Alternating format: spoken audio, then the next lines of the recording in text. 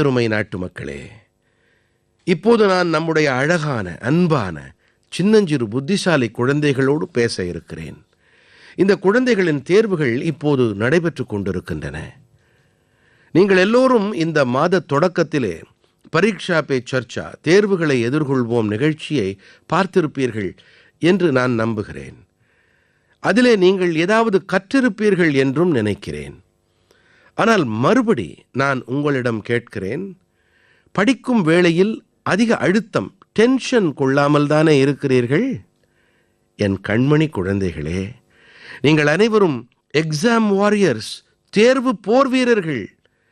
நீங்கள் அனைவரும் முழு ஈடுபாட்டோடு தேர்வுகளுக்கான தயாரிப்புகளில் ஈடுபட்டு கொண்டிருப்பீர்கள் என்று நான் முழுமையாக நம்புகிறேன்.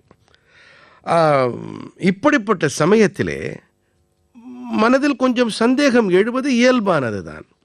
படித்ததெல்லாம் நினைவில் இருக்குமா இருக்காதா என்று சில சமயம் தோன்றும்.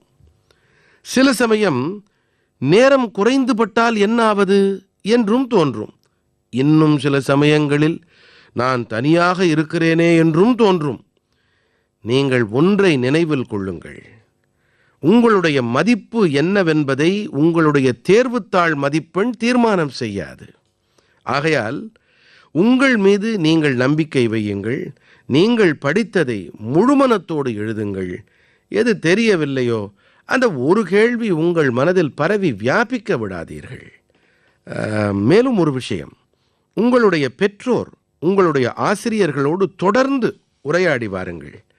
அவர்கள் உங்களுடைய மதிப்பெண்களால் அல்ல, உங்களுடைய முயற்சியால் உங்களை அடையாளம் காண்பார்கள், உங்களுடைய உழைப்பால் மகிழ்வார்கள்.